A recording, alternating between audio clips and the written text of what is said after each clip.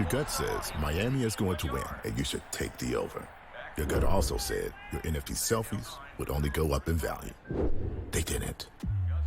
But your head is on SportsGrid and knows the QB is in concussion protocol. The backup has a 45 QBR against the zone coverage. The New York D has the most sacks in the league. So yeah, trust your head. It's smarter to be on SportsGrid. Anyone that's been to a sporting event, the atmosphere before a game, I think Game Time Decisions has that same exact atmosphere. This is our arena.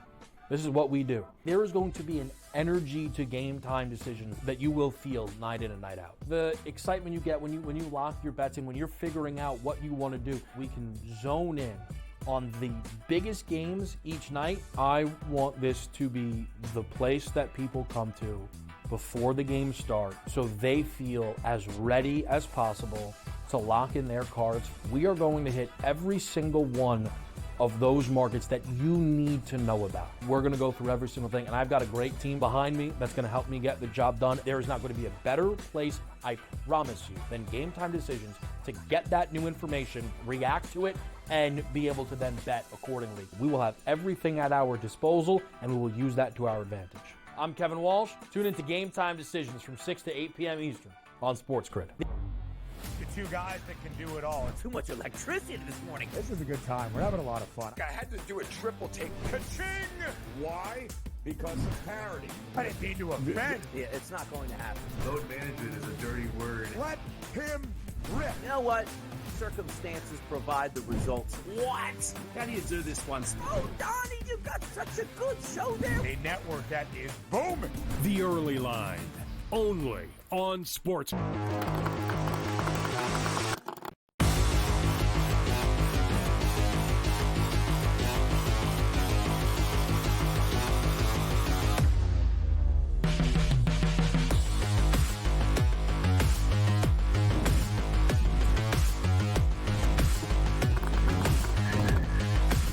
Hey, what's up, everybody, and welcome in. This is FST Fantasy Sports Today. My name's Matt Stryker. His name is Joe Pisapia, and this is the place. If you want to dominate, if you don't want to dominate, that's cool too. You can hang out, but this is the place for those that want to dominate, whether it's season-long fantasy, DFS, straight-up wagering, whatever it is, we've got you covered. At SportsGrid, at SportsGrid TV. Those are our social media homes. That's where we live. And I don't know about you, Joey P. We'll bring you in, the author of the Fantasy Black Book. I like to keep a tidy home. I like to keep things in their place. I got two little ones, so I'm always running around and organizing. But over there on social media, everyone's opinions, at least the great hosts on these networks, they live forever in a nice, neat, orderly way. Are you a messy guy or a neat guy? I think you're a neat guy. I am. I wouldn't say neat freak, but I like organization. I do. And it's weird because you'll experience this as your children get older. You'll probably have one kid that is very tidy, if you're a tidy person, and then one kid who makes you want to jump off of a tall building because you can't fathom how they could possibly step over that sock in their room 8 to 9 times going in and out of their room during that day. How did you not see it? Why did you not pick it up? What the hell's going through your brain? Like that's going to be something that you're going to enjoy the fruits of for a very long time. Now, usually we start the show off with baseball, but yesterday your Commanders sent a 5th-round pick to the 49ers and brought in Deebo Samuel. We got to talk about this because this is big football news. A team that has cap space, the Washington Commanders, a team that had a need for another name wide receiver, somebody who can be kind of a Swiss Army knife in an offense too. He can carry the football for you. He can do those jet sweeps. He can work those intermediate routes. This seems like a great move, not only for the Commanders, for Jaden Daniels, for Terry McLaurin. When you saw the news last night, Matt Stryker, what was your reaction to Deebo on his way to Washington? Another win overall for the NFL on a business front. From a wagering point, Joe, you talk about all the time about that Super Bowl hangover. Well, the Super Bowl hangover is in the Commanders' division. So it's a perfect opportunity for the Commanders to look at their division and say, we can win this division and then move on. So, yeah, I really like this a lot, and I like the versatility of Samuel as well.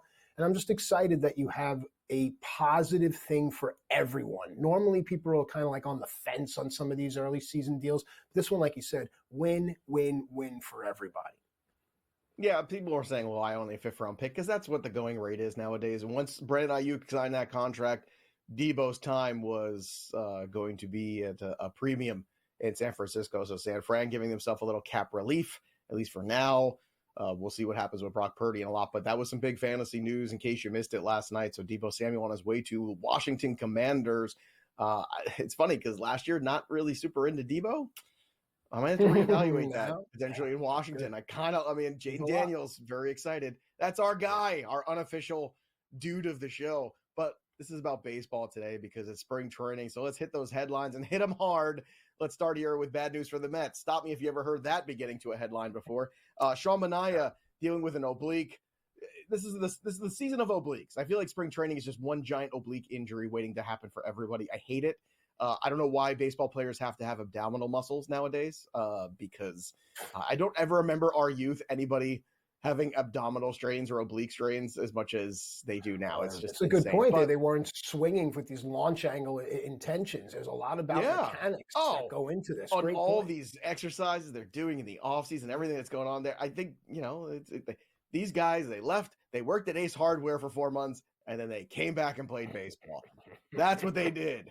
And you know what? You know what, Matt Stryker? It's really early for this. That's what they did, and they liked it. Oh, here it goes. And they liked it. I Joe. remember Mickey Mantle sold me a wrench in 1957, and he was a helpful son of a you-know-what. And that's the way baseball was. Roger Maris mowed my lawn in 1962, and they liked it. The next season, he was mowing Joey's lawn. Next season, Roger Maris is mowing lawns. Anyway, Sean Manaea is going to miss the opening to the season for the Mets. It's unfortunate for the New York Mets, but it seems to be they're hoping that they caught it early and they didn't push him too far ahead. He was also working on possibly some change-up stuff with Johan Santana in camp too. That's something to keep an eye on. So even if he misses a couple starts in April, this is not doom and gloom for me. This is not the end of the universe. In fact, if anything, this was a pitcher going later in drafts that he should be. And now I think we'll go even later. So, Matt Stryker, will you be tempted to buy in on the even further, deeper ADP of Sean Manaea? What do you think? It depends on the type of league I'm in. I always say this when we start talking fantasy baseball. Just assume we're talking a 5x5 standard league here. There's other places I'm going for Sean Manaea. I actually just did a draft yesterday, so all this stuff's real fresh in my mind. There's other places I'm going for Sean Manaea, but what I will say is that you find a lot of these guys that have been around the league for a minute or two, they realize, like Joe said, it's April, it's early May. I think there's an understanding amongst the veteran guys. 6 weeks here or there isn't going to kill them. But for us, we have to be aware of that from a fantasy perspective. From a wagering perspective, this also takes some innings off of his arm. So it's something to think about when we find ourselves in those dog days where we're just streaming these pitchers and we're looking for a good matchup. And oh, look, there's Manaea. So, yeah, I'm with you. I'm not too worried about it. And I'm not really targeting him in any drafts for the ADP slippage to impact me. I like that point you make too, because he did have a lot more innings on that arm than he's probably used to because of the playoffs last year too. Right. So maybe not the worst thing in the world too for those of you who might have him in keeper leagues or dynasty leagues that maybe he takes April off or misses at least a couple starts there. Also, I wonder what the closed captioning for the return value when I asked you what did you think of this injury? Are you still going to draft me? You went, I really wonder what like the closed caption was saying. Because that was your immediate response. It was a Peter Griffin, Brad Garrett kind of marriage that happened there for me. Zach Neto is going to start the year also on the IL, most likely. Not ready for opening day, dealing with recovery from shoulder surgery. Last year, Zach Neto, 155 games, 23 homers, 30 steals, hit only 249, but still 20-30 guys are really valuable in the fantasy world, and especially one that can play in the infield, and this is a shortstop for Neto, and he's a key factor here for the Angels to continue to pull themselves out of just the doldrums of where they are. So Neto, a player, is going to miss some time, also something to be very aware of. Another guy who's going to start ramping up here pretty soon, Roki Sasaki. He could make his spring debut on Tuesday. There's a chance that he might even start potentially that second game in Japan as the Dodgers are going to open the season there. So we'll keep an eye on that. Now, Roki Sasaki currently still, I would say, being drafted very heartily early on for a guy who's never thrown a pitch in the major leagues. We saw last year Yamamoto's ADP rise and rise and rise to a point where it got a little untenable. I think I want to say he was 10 overall at SP by the time we got to the season opener. Now looking at Roki Sasaki's ADP, he is at SP 34. Now, a guy that is younger, a guy that doesn't quite have the same track record as a Yamamoto, and then Imanaga, also a guy that was even later last year. So, question for you, when you're looking at Roki Sasaki and trying to evaluate him, the 34th starting pitcher off the board, just to give you an identification of some of the names around him, Zach Gallen at 32, who's been a Cy Young contender, Joe Ryan, Grayson Rodriguez, Hunter Brown. Does Roki Sasaki quite fit in that group for you? It's interesting because it's an unknown, right? And when you look at also the next name on our headlines of Freddie Freeman starting to ramp up, I think it's that people want to be a part of that offensive ecosystem like you talk about in the book. So Sasaki, Yamamoto last year gives people that opportunity. Hunter Brown is high on a lot of people's list. Joe Ryan is the outlier there. It just doesn't really fit. But beyond that, I can see people not understanding what Sasaki is. And Joe, you've taught us this. The best way is to look at how the book starts to price him. If Sasaki was a Brewer or a Cardinal, how would the book be pricing him day in and day out? So that offensive ecosystem really does matter. Yeah. Speaking of complete unknowns, the Oscars tonight, who knows? Maybe Timothée Chalamet will win one. You see that transition? You like that? Sure. Matt, a huge fan of the Oscars. He was actually asked to host, turned it down. Conan was the second choice. A lot of people don't realize that. Yeah. We're just getting started here, for better or for worse. So don't go anywhere, because today is about the middle infield and about the American League East. When we come back, we're going to start looking at second base. We'll be right back after.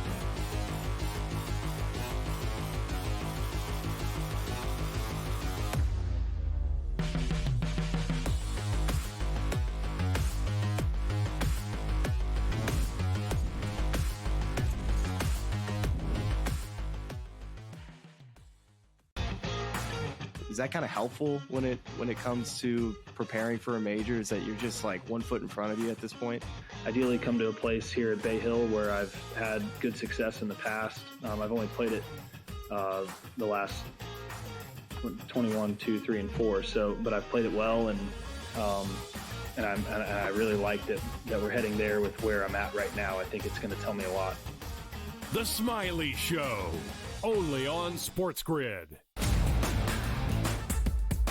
We know the Knicks are talented. They're 37-20. It's not a bad season by any stretch. They're just not beating the upper echelon team. This is the Knicks team right now. They're a very good team. And I'm a Knicks fan. You can't look at there and say, this team can win a championship. They're not good enough. They're not good enough defensively. Are we the New York Knicks or are we the New York Fugazis? Just forget about it. The Early Line, only on SportsGrid. Big news out of New York. Mitchell Robinson cleared for 5-on-5. OG Anunoby cleared for 5-on-5. That's big news for the Knicks as they start to get themselves healthy. It's about constructing the right roster, the combination of veterans, young guys, and transfers. Betting above the rim, only on SportsGrid. I guess this is the battle for second place in the NBA's MVP. It's been Shai Gilgeous-Alexander. He was like minus 250 a couple months ago. Then last month it was 3-1. He's now up to minus 440 here. Voter fatigue is a real thing, but there is a chance for him to maybe go on a hot tear, go on a stretch that maybe opens the conversation back up a little bit. I wouldn't say Shai's completely out of the woods just yet. Newswire, only on SportsGrid.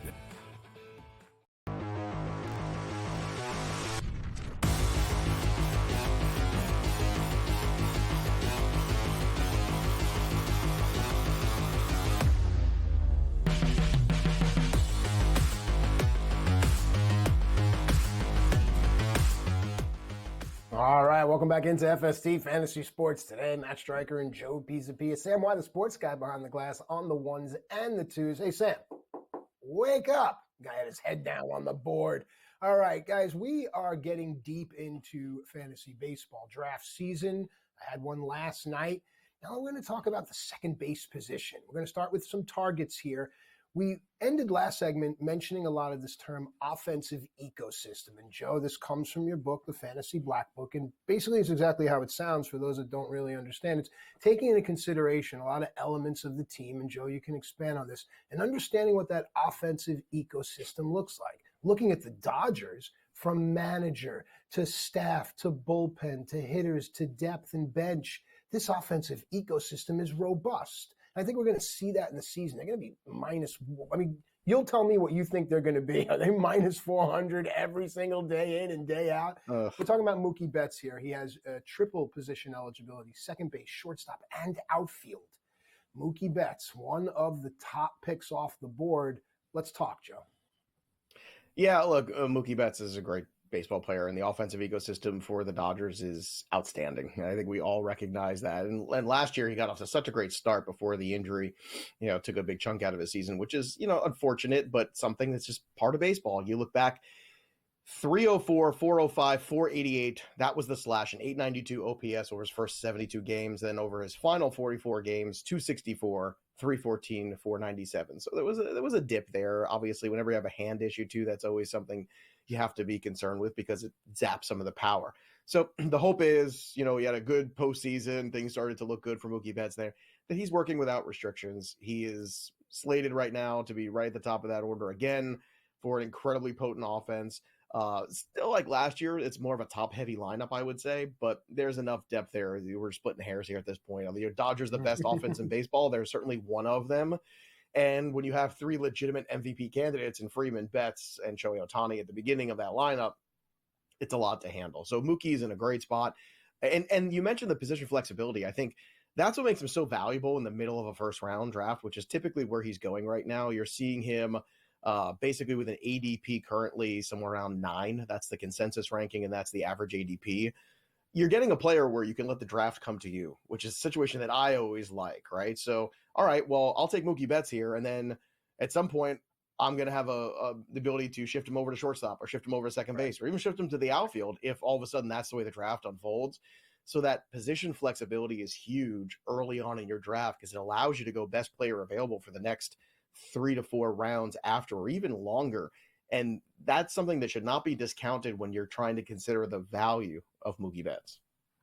Great point. All right, let's continue on. For those that miss out on Betts, where can they pivot? Let's look at another offensive ecosystem, the Arizona Diamondbacks. Great starting staff. That bullpen, I think, will be Justin Martinez's. The guy throws over 100.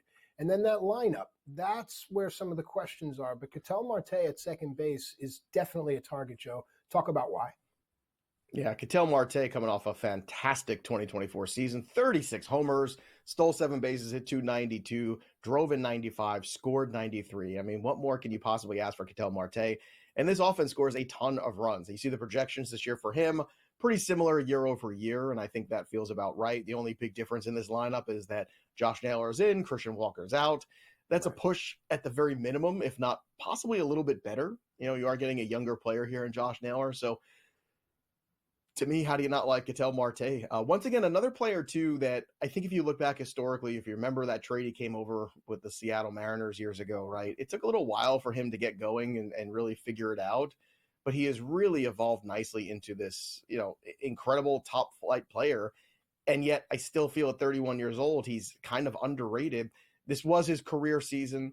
There are questions, can he match it? But if you go back to 2019, he had a 30 home run season as well with 92 runs driven in. So there's opportunity here as long as he stays healthy to, I think, get close enough to what he did last year to be a huge return on his investment. And currently that investment looks like the 25th player off the board, somewhere in that range. That's still pretty good. Yep, I agree wholeheartedly. This is FST Fantasy Sports Today. Matt Stryker talking with Joe Pisapia, the author of the Fantasy Black Book. We're exploring the second base position here and looking at some targets. And we find ourselves looking at the Atlanta Braves. And this, if you want an offensive ecosystem, here they are. Ozzy Albies is your guy, Joe, yeah? Yeah, well, he certainly was going into the last couple seasons, and we were really right about him in 2023 because he had an incredible season. At second base, 33 homers, 109 RBI, scored 96 runs, and stole 13 bases, hit 280. That was incredible. Now, last year, he only played 99 games, so the numbers were down. The year before that big 2023 season, 2022, he missed significant time, only played 64 games. But in 2021, when healthy, 30, 100, 100. I mean, the upside of this guy is insane. If you want to let some of those first guys go at second base off the board early, and you could take Ozzie Albies in the second round or even the third round in some of these drafts, depending on the depth of the league, you do it because the upside is a 30, 100, 100 second baseman. And I don't know if anybody necessarily is set up properly for that in this group except Ozzie Albies. So that's a very exciting piece here, and you're getting a huge discount, especially in those auction formats. I'd be looking for Ozzie Albies as well because you're going to get a discount this year based off the hurt season last year. So you take it and run. Yeah, I think that whole team has rebound written all over them between Albies, Acuna, Michael Harris, a lot of guys bouncing back. All right, last but not least, we're going to close it out talking about the Texas Rangers, talking about their offensive ecosystem. Some people are really high on this ball club. They believe Jacob deGrom can return to form. Joe, you floated that Kumar Rocker maybe handling the bullpen duties. Talk to me about Marcus Semien and about this team. Yeah, Rocker got rocked yesterday a little bit, and I keep saying the same thing. I just don't know why we're not looking at this kid and saying, let's make him a closer. Like, look at what the A's did with Mason Miller last year. Kumar Rocker could be that guy, and it's almost as valuable nowadays to have that role locked down with somebody you really trust as, having a fourth or fifth starter. You could find those guys to give you some innings. Kumar Rocker is not going to give you innings. Marcus Semien, though, hopefully is going to give you some at-bats this year. A very consistent player. He plays every day, 162, 161, 162, 159 the last 4 years. Last year, a little bit of a down year at 34 years old, but I'm looking for a bounce back for Marcus Semien. I think the Rangers collectively, a little bit of a down season for them. Better health would go a long way. Wyatt Langford emergence as well. Now, not everybody is a target at second base. We come back, some guys, maybe we don't hate the player, but we hate the ADP. We'll tell you who right after this.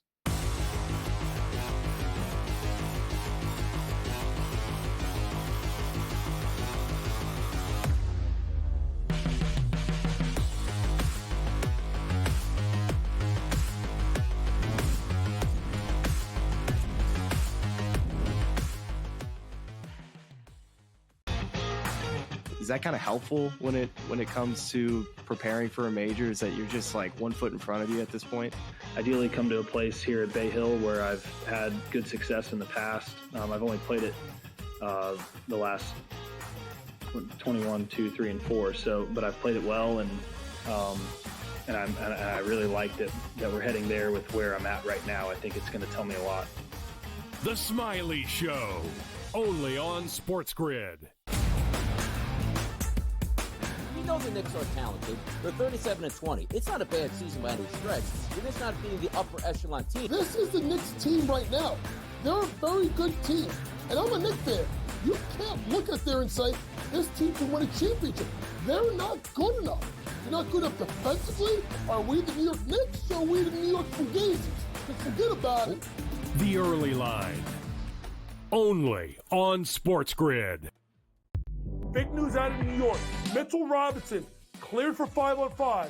OG Anunoby cleared for 5-on-5. That's big news for the Knicks as they start to get themselves healthy. It's about constructing the right roster, the combination of veterans, young guys, and transfers.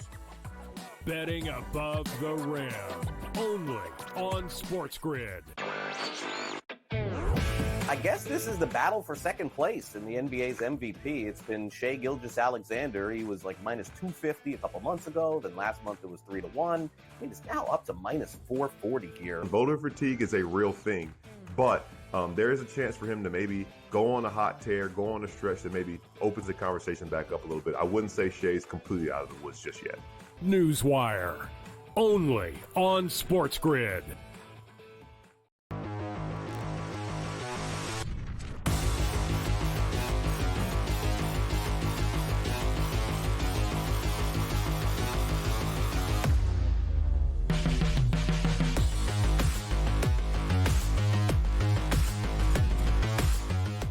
All right, welcome back into FST Fantasy Sports Today. Matt Stryker and Joe Pisapia with you here, and kind of like when if you woke up and you saw that Luka Doncic was a Laker, if you woke up and missed it, according to Joe and the gang, John Cena has turned heel.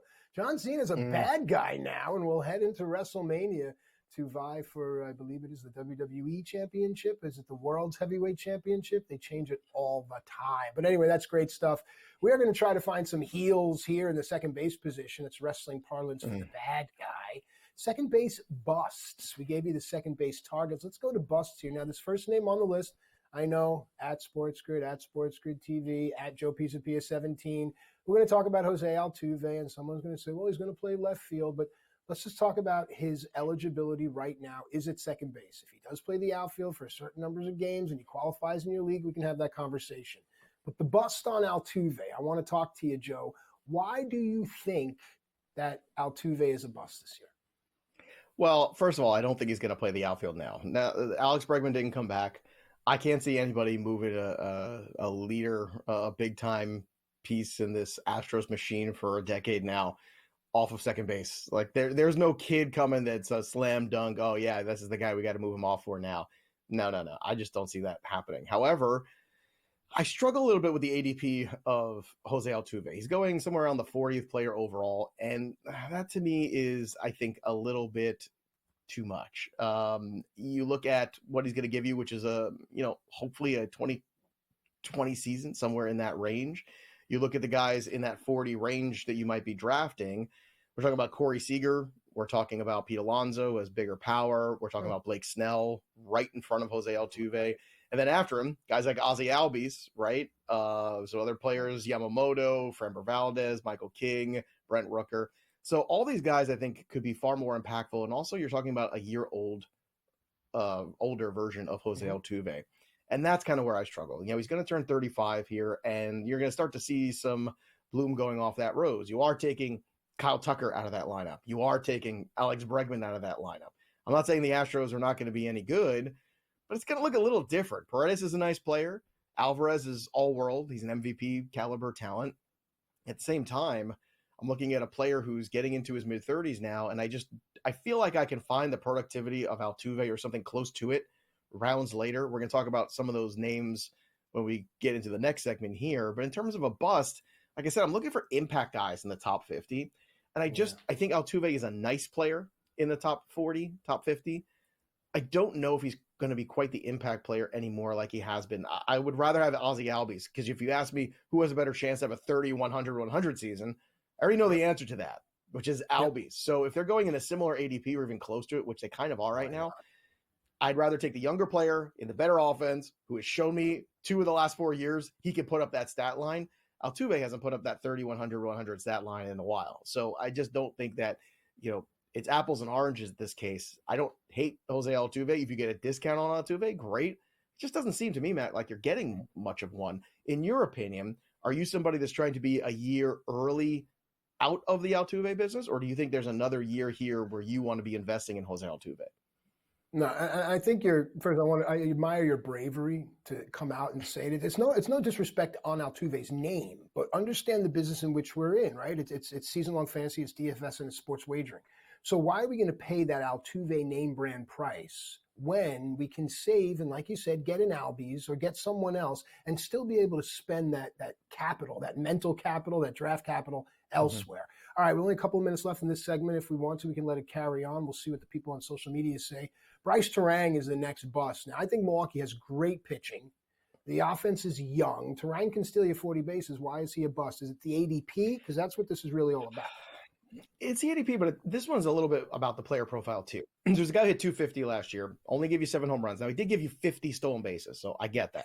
People have inflated him because of the stolen bases. But I will argue, with the new rules, stolen bases are much easier to find than they were 2 or 3 years ago.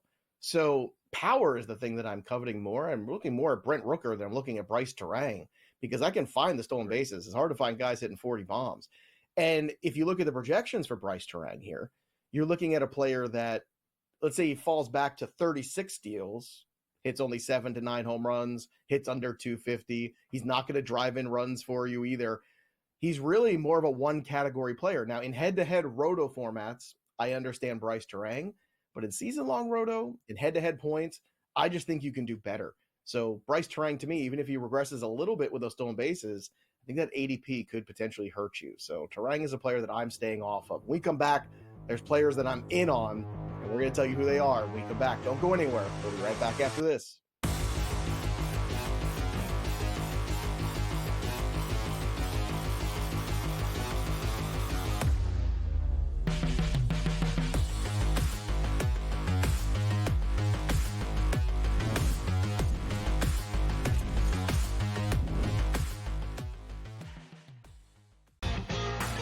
Is that kind of helpful when it comes to preparing for a major? Is that you're just like 1 foot in front of you at this point? Ideally come to a place here at Bay Hill where I've had good success in the past. I've only played it the last 21, 2, 3, and 4. So, but I've played it well, and I really like that we're heading there with where I'm at right now. I think it's going to tell me a lot.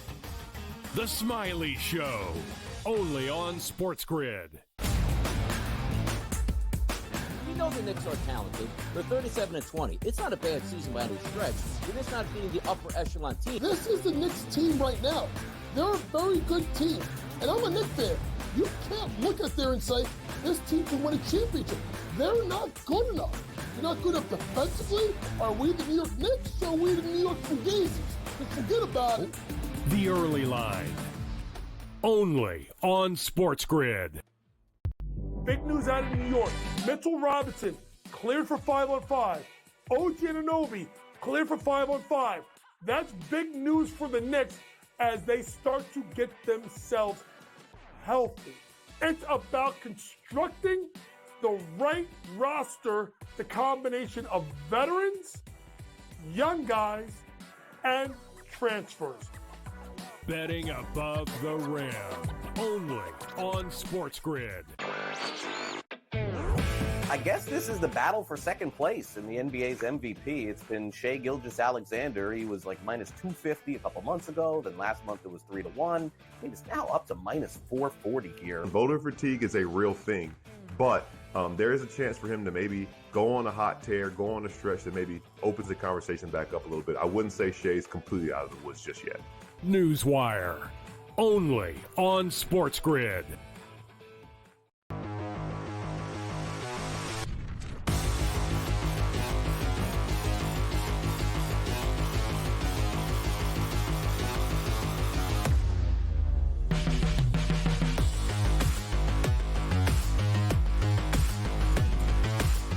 All right, welcome back into FST Fantasy Sports today. Matt Stryker and Joe Pisapia. What a unique combination. And folks, I got to pull back the curtain here. For those that don't know, I spent a decade nearly in WWE, a large portion of my life, half my life as a professional wrestler all around the world. Match up with Joe here now for about 5 years in this amazing network. And Joe has an acting background and a hand-to-hand combat theater fighting background. The conversations that go on during the break, Joe has such a unique understanding of professional wrestling, I'm going to say, but sports overall. Now, there's a drama in professional wrestling, and Joe uses terms that you don't normally hear, quote-unquote, fans use, but he understands the emotional connection. In sports, there is still an emotional connection, and sometimes a guy like me will let drama seep in. But, Joe, you find these sleep. You have this astute mind of finding sleepers. So second base is a position, second base sleepers. We're going to an offensive ecosystem in which I'm intrigued. Terry Francona will bench the Cincinnati Reds. Although Ellie De La Cruz does strike out a lot, he's prolific. Matt McClain, second base shortstop eligibility. Talk to me about Matt McClain. Well, I also want to remind you, too, I'm also trained in 12 different weapons. So, I'm going to unsheath my sword. Thing, so I knew that was coming. Yeah, do the hand-to-hand. Keep your distance. Knife, rapier, dagger, longsword, all of them. Saber, the whole thing. Hug. Yeah, so I'm going to slice through all the red tape here. Quiver? Yeah. Well, it depends. So what are you doing after? Let's talk about Matt McClain here. And let's talk about, a player that not that long ago, everybody was super excited about, right? And then he got hurt. Oh, no, the sky is falling. And now all of a sudden the ADP is falling outside of top 100. So I'm old enough to remember 2023. I know Matt is also. In 2023, Matt McClain played 89 games. He had 16 homers, stole 14 bases, hit 290. He was spectacular. He was awesome. Everything you could possibly ask for. He was a guy contending for Rookie of the Year. Then an injury, so he missed all of last season, which is tough for a young player. If you go back and look at the minor league track record, 266, a 392 career on-base percentage. Let me say that again. A 392 career on-base percentage for Matt McClain, a 509 slugging over 175 minor league games. So right now, if you look at where this player is going, you look at the opportunity he's got to bounce back, I think it's huge. I think Matt McClain could be a league-winning type of player depending on how late you get him in drafts. And I also think if you're looking at Matt McClain at this stage too, you have to go and do your homework a little bit, or you watch the show and I do your homework for you. That's probably more likely. In the fall league, he did play. He got some at-bats, hit 4 home runs, so the power's there. The timing is going to take a little while to come back. So far in spring, I think the timing's coming back. He's played 5 games, had 14 plate appearances. He's hitting 500 with a 1429 OPS. So you got to do your homework on a player. And if people are going to discount or forget or discard Matt McClain because they didn't see enough and he didn't play last year, that's fine. Take him instead because great ballpark, really good lineup, explosive, athletic lineup, a guy who can give you power, give you speed. Again, a player cheaper than Jose Altuve, younger than Jose Altuve, who could have bigger counting stats than Jose Altuve when all is said and done. I'm buying back in on Matt McClain in a big way in 2025. Anyone else ready to run through a wall? Great job. Let's Joe, go. As always, let's keep it going here. Okay, I love this next guy here because I think the team overall, you're going to find people running to CJ Abrams, running to Wood, running to Cruz, running to Young, even running to Mackenzie Gore. Dude, Luis Garcia's sitting there. Keep an eye on the health, though. I did see something the other day, but overall, bat-to-ball skills, Luis Garcia. Joe, talk about. Yeah, he had a cold or a stomach virus or something like that, so he's fine. It was illness, Who knows? Yeah, maybe he was out having a couple of tequilas last night with The Rock. Who knows what was going on? Luis Garcia, on the other hand, I look at Jose Altuve going, at 40, and I look at Luis Garcia going at 135, and I say, well, how much difference is there? Now, Altuve is going to score more runs. That's fair. But even though Luis Garcia only scored about 60 runs last year, he could be in for a lot more now that lineup is so improved with a full season of James Wood, with a full season of Dylan Cruz up there too, and CJ Abrams, as you mentioned earlier. You look last year, the other counting stats, 18 homers, 22 stolen bases, hit 282. My goodness, that sounds a lot like a Jose Altuve line, doesn't it, at the end of the day? So Garcia is a guy that makes a lot of contact. He will be a free swinger. That's cool. That's fine. You can handle that as long as he continues to make the contact, and he's done that throughout his career. And now that Nats lineup is improving, so Garcia, another nice pivot player. As a middle infielder, I love him. In a deeper league as my second baseman, I can roll with him. Now, I'd rather have McClain because he gives me more power, potentially, more speed, potentially, as well, if he plays a full season this year. But at the same time, Garcia, a really nice investment, I think, that is being overlooked at the position. Yeah, and listen, if he can hit 280 and bring the OPS up just a little bit, so the bat-to-ball skill's still there, but it's going to be the quality of the hits and the guys hitting in front and behind him. This could be really fun, and he's essentially a free square, folks. All right, from that, we go to this. Jackson Holliday is a sleeper? Defend this. Well, why not? He's going outside the top 200. That's not a sleeper. Fine. No, I get it. Yeah, sure. Well, I'm just saying a player last year was going in the 170s, now going outside the top 200. Now, I think that's going to change eventually. So far in spring, hitting 300 or 400 on base percentage and 10 plate appearances. He has a home run. He has a stolen base. So he's made some adjustments too, where he's gotten rid of that leg kick now. So things are a little bit different for him in terms of timing. It's very funny to me, Matt, that people can look at a 20-year-old Jackson Holliday last year and be grossly disappointed that he only hit 290 and didn't deliver on every single bit of promise. He was 20 years old. He's 21. Okay, let's buy him a beer. Let's sit together, hang out, and relax a little bit because now's the time to buy back in on Jackson Holliday. Jackson Holliday is a player that I liked, other people loved, but now I love him because he's cheaper. So I want to buy the post-type sleeper. There's no way the Orioles aren't looking at Jackson Holliday as, we want you to play this position. You are one of the future stars of this team. The future is now if you are the Baltimore Orioles. Now, the good news is because of the Westbergs and some of the other guys around, Cowser and all these other guys they've got, they don't have to press anybody. They don't have to press Kobe Mayo. They don't have to push too hard for Jackson Holliday. Maybe they pushed too hard last year and they want to be more patient this year. Jackson Holliday is going to play the majority of his games at the major league level this year. I think he's going to finish potentially as not only a top 10 second baseman, but he's got the upside to finish as a top 5 guy as well if everything really breaks right for him. They've made more adjustments to the ballpark year over year too to make it even more hitter friendly. So To me, Jackson Holiday is the definition of post-hype sleeper, a guy that people were putting way too much on at 20 years old, and at 21, now all of a sudden the bloom is off the rose. It's just insane. It's insanely stupid to me. I'm not going to do it. I'm not going to listen to it. I'm going to invest in Jackson Holiday because I do believe he will be the Orioles' starting second baseman, and he is going to be potentially even an all-star in 2025. 21 years old. Joe said he wants to buy him a beer. Come on, everybody. We're going to the Glay Bar down the street. Come on. Gleyber Torres, if you will. All right, that's my horrible segue. Look, the Detroit Tigers definitely turned some heads last season, and now a lot of people feel they get better. Gleyber Torres is that guy. Now, being in New York, I know watching him from the Yankees, I know what Gleyber Torres can bring to a ball club. And I think that at second base, again, if you miss out on some of these bigger names, I wouldn't overlook Gleyber Torres, would you? I wouldn't. I know he's moving to a lesser ballpark environment. That is the big knock on Gleyber Torres. So I don't want to discount that too much. But as a second baseman going at 186 overall in ADP, I look at a guy that really needed to get out of New York. He just needed a change of scenery at the end of the day. And I think that Gleyber Torres is a player that you look at and you know he's got 25 home run power. I think just getting out of that New York environment that seemed really toxic for him as a player could be a really good thing in Detroit. And I think he could blossom there. It's a good young team. They've got some young talent around him. I think it's a good situation. Another guy too, bad team, Luis Rengifo with the Angels, but has a lot of potential upside here. You look at Rengifo, what the projections are, and there's pretty solid. Last year in 78 games, hit 6 homers, hit 300, stole 24 bases in just 78 games. So if you're looking for speed, again, health is very important here for Rengifo. We have to be patient with that, hope that he can stay healthy in 2025.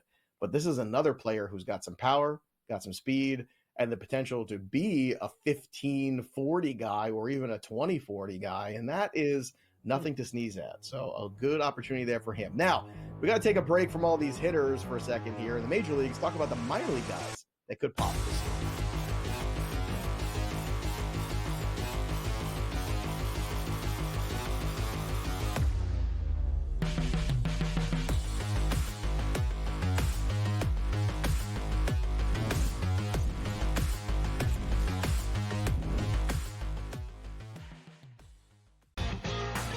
Is that kind of helpful when it comes to preparing for a major? Is that you're just like 1 foot in front of you at this point? Ideally come to a place here at Bay Hill where I've had good success in the past. I've only played it the last 21, 2, 3, and 4. So, but I've played it well, and I really like that we're heading there with where I'm at right now. I think it's going to tell me a lot. The Smiley Show, only on SportsGrid. You know the Knicks are talented. They're 37-20. It's not a bad season by any stretch. They're just not being the upper echelon team. This is the Knicks team right now. They're a very good team. And I'm a Knicks fan. You can't look at there and say, this team can win a championship. They're not good enough. They're not good enough defensively. Are we the New York Knicks or are we the New York Fugazis? Just forget about it. The Early Line, only on SportsGrid. Big news out of New York. Mitchell Robinson cleared for 5-on-5. OG Anunoby cleared for 5-on-5. That's big news for the Knicks as they start to get themselves healthy.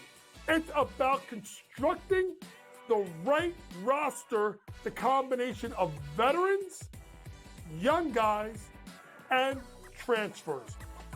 Betting above the rim, only on SportsGrid. I guess this is the battle for second place in the NBA's MVP. It's been Shai Gilgeous-Alexander. He was like minus 250 a couple months ago. Then last month it was 3-1. It's now up to minus 440 here. Voter fatigue is a real thing, but there is a chance for him to maybe go on a hot tear, go on a stretch that maybe opens the conversation back up a little bit. I wouldn't say Shai's completely out of the woods just yet. Newswire, only on SportsGrid.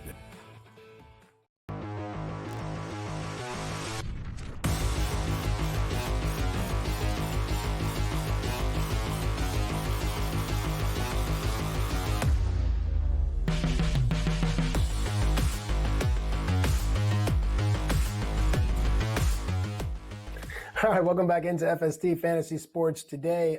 Folks, I need you to do me a favor, social media folks out there. I need to get a campaign going just talking to Joey P here, and just from watching this show, listening to the show, you know how smart this guy is. I mean, he writes books, right? Fantasy Black Book, it's out now. But overall, getting to know him, I think Joe would be an amazing writer for WWE or really any true pro wrestling company, because just the understanding and where I think that he could move these athletes. So let's get a campaign going. I don't know what the hashtag would be, but if we could get Joe Let's do it. a WWE writer's position, that would just be, I mean, I don't know who, maybe Sam Y, the sports guy, will fill in for Joe while Joe's on the road with WWE. Sure. Sports. I'm the Joe perfect is guy. wrestling. Yeah. Combat and theater training. I mean, if that's not everything together, I don't know what is. And look, don't give me too much credit. Any idiot can write a book. You know, let's be honest. I mean, you see some of the stuff out there. Whoa! All right. Don't give me too much credit. Right turn, I'll take a little Clyde. bit. All right. You know what it means out there for all the kids watching, all the kids who love FST. They get Sunday morning. You know, people used to watch cartoons. Now the kids, they get out, They sit get with a their bowl cereal, of they Fruit sit Loops and watch and FST. they sit there with their DraftKings app open, and they're waiting for us to come on and air so they can place their bets legally, of course, That's a good commercial. as children That's are a one to great do. commercial. And you know what? And, you know, they love it, and they look at it, and they get very excited to watch the program because it's fun, because the children love the FST. But kids, here's a lesson of the day: just finish something. Don't just start a book, finish a book, and then finish a second book. Life is not about how many good ideas you got; it's how many people will see a good idea through to the end. There you go. That's Uncle Joe giving you a little bit of knowledge here. You like that? For all the kids? I do. That's for all the kids and the adults. You know, for anyone, a prospect, we're moving into prospect watch here for the minutes that we have remaining in this segment. What do we have? I think a prospect doesn't have to be young. I don't know how old you are, where you are in your career. If you have an idea, you have a prospect, why not now? You know what I mean? Why not now? So let's talk about some of these prospects here, because I believe that all these names will be making impacts in Major League Baseball by July 1. Let's start with the Cleveland Guardians, Travis Bazzana at second base. We talked about him a couple of weeks ago. I think he's just going to shoot right through the rankings. And again, the Guardians really have a much different team around Jose Ramirez now. Talk to me about Travis Bazzana. Yeah, I think Bazzana at some point makes an impact for the Indians. What am I saying? What year is it? The Guardians. Boy, I haven't done that in a long time. For the Cleveland baseball team. I think he makes a big impact for them. And it's going to take a little while, though. He's having a nice spring here at a monstrous home run last week. It was fun to watch. This guy's a worker. He is a dog. I had Jeff Ponce on our show from Baseball America on Fantasy Pros MLB. If you want to check out that interview, go see it there. But he was talking about Bazzana and the work ethic of this kid, and he knows him personally. And he's just a ferocious worker. And that's, why he's the first Australian-born player to ever become the first overall pick in a Major League Baseball draft. Now, last year, he did play some high A ball. I think he was a little spent there. The numbers were not great. So my guess is he starts the year at Double A. If he crushes Double A in the first 6 weeks of the season, probably gets a bump up to Triple A, and then the calls start to happen, potentially. So the upside, I would think, is by All-Star break he comes up this year. I don't think he breaks with the club. I do think that he is more of a second half someone to invest in. But in those dynasty keeper leagues, and they're starting up, Bazzana is a great investment because the future is now. He's 21 years old. He is, like I said, ferocious work ethic and a guy that has power, has ability to hit for average. He's a 5-tool player. He's a great player, and he plays second base, which we've just been going through, right? Second base. What does the future look like at that position? Some guys starting to age out. Semion's 34, Altuve's 34, Albies is getting older. So Bazzana is one of these guys, I think, coming up quickly. All right, add him to the watch list, folks, and that way, when the time is right, you'll have him in your mind. It's not easy to remember all of these things. I mean, at SportsGrid TV, that's our social media handle, but still, it's not easy to keep it all. Add him to your watch list as we're talking if you get the chance. All right, you want to throw some wampum down on an early Rookie of the Year candidate. I think the Cubbies have something in Matt Shaw. I mean, right now he's dealing with an injury. We'll monitor that. Let's talk about the Cubs and Matt Shaw. Yeah, Matt Shaw right now dealing with an oblique injury. Have you heard of that? Oblique injury? Happens sometimes. Just saying. Yeah. Matt Shaw, minor league track record. Here's the slash. You ready, boys and girls? 303 batting average, 384 OBP, 522 slugging, a 906 career OPS in 159 games. Now he is 23 years old. He obviously strong college player and now rocketing through the Cubs system.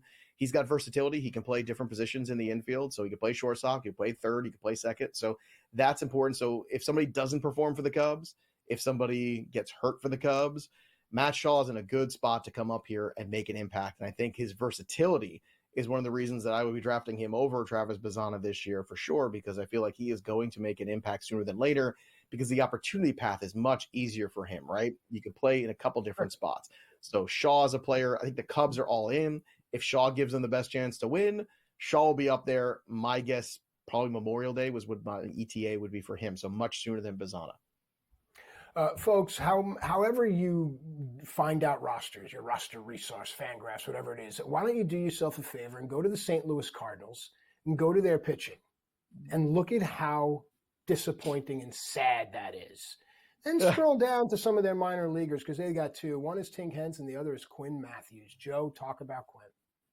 Well, that's the recipe, right? Nobody in front of you and nothing but bright future. Quinn Matthews jumped off the page to me. In January, I do a lot of work on the minor league players, trying to get up to speed, things that I miss, all the football coverage. And Quinn Matthews just completely jumped off the page. I mean, this is a big kid in terms of frame. We're talking about 6'5" kid. So last year for the single A, double A, triple A, made the full jump, 143 inning, 202 strikeouts, 49 walks, a .97 whip, a 3 ERA.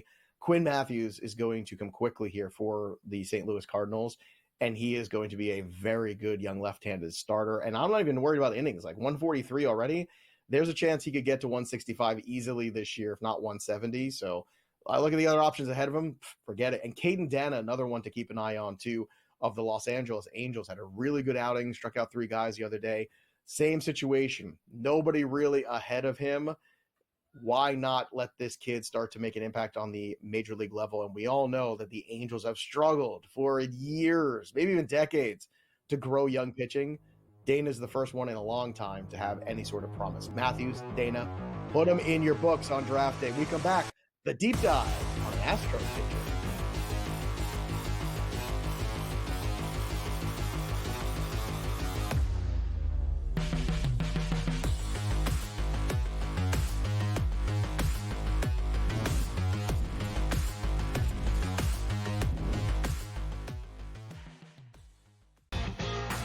Is that kind of helpful when it comes to preparing for a major? Is that you're just like 1 foot in front of you at this point? Ideally come to a place here at Bay Hill where I've had good success in the past. I've only played it the last 21, 2, 3, and 4. So, but I've played it well, and I really liked it that we're heading there with where I'm at right now. I think it's going to tell me a lot. The Smiley Show, only on SportsGrid. We know the Knicks are talented. They're 37-20. It's not a bad season by any stretch. They're just not beating the upper echelon team. This is the Knicks team right now. They're a very good team. And I'm a Knicks fan. You can't look at there and say, this team can win a championship. They're not good enough. They're not good enough defensively. Are we the New York Knicks or are we the New York Fugazis? Just forget about it. The Early Line, only on SportsGrid. Big news out of New York. Mitchell Robinson cleared for 5-on-5. OG Anunoby cleared for 5-on-5. That's big news for the Knicks as they start to get themselves healthy. It's about constructing the right roster, the combination of veterans, young guys, and transfers. Betting above the rim, only on SportsGrid. I guess this is the battle for second place in the NBA's MVP. It's been Shai Gilgeous-Alexander. He was like minus 250 a couple months ago. Then last month it was 3-1. He's now up to minus 440 here. Voter fatigue is a real thing, but there is a chance for him to maybe go on a hot tear, go on a stretch that maybe opens the conversation back up a little bit. I wouldn't say Shai's completely out of the woods just yet. Newswire, only on SportsGrid.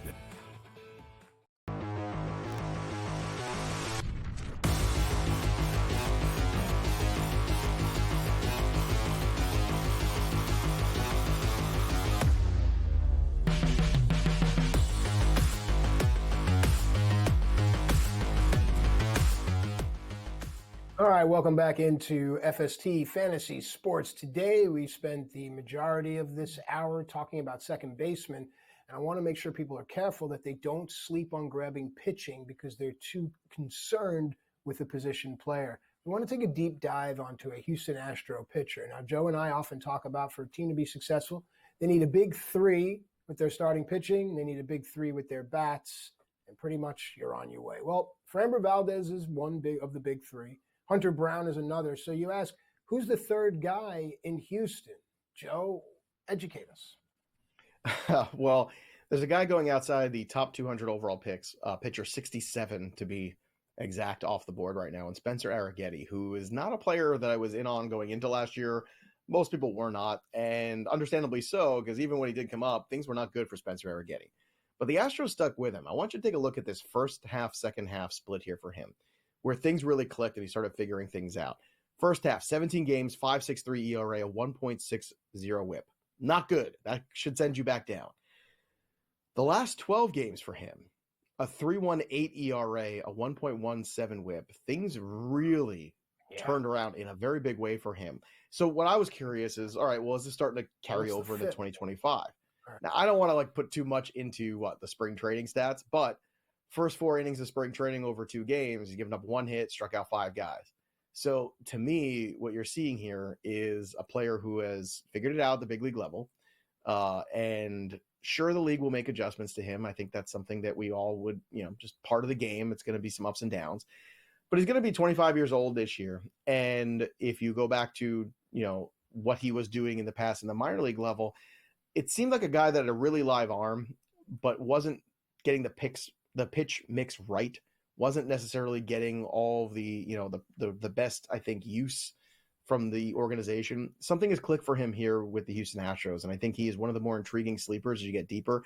Everyone's always looking for those pitching sleepers, right? In this same range, you're getting guys like Brandon Woodruff, who I would take a shot on, Clark Schmidt, who I would take a shot on, Walker Buehler, Spencer Arrighetti. Don't think that if you hit the offensive bats early in your draft, you can't make it up later with pitching. If you start to look at some of these, deeper names that I just mentioned there's ways to build a pitching staff and get some live arms in there. And Arrighetti, if he has anything close to that last 12-game stretch over a full season, we're going to be speaking about him in a much different light. So I don't know if Arrighetti stands out to you or some other guys in this range, but do you have any particular sleeper pitchers? I know you said you were doing a draft yesterday. Some of the guys that you've been targeting in your drafts? Who was there was the first name that you mentioned, and of course, short-term memory loss is a side effect of certain things. It was Woodruff, Brandon Woodruff, because it's all upside. There it is, right there. There's my sleeper guy right there.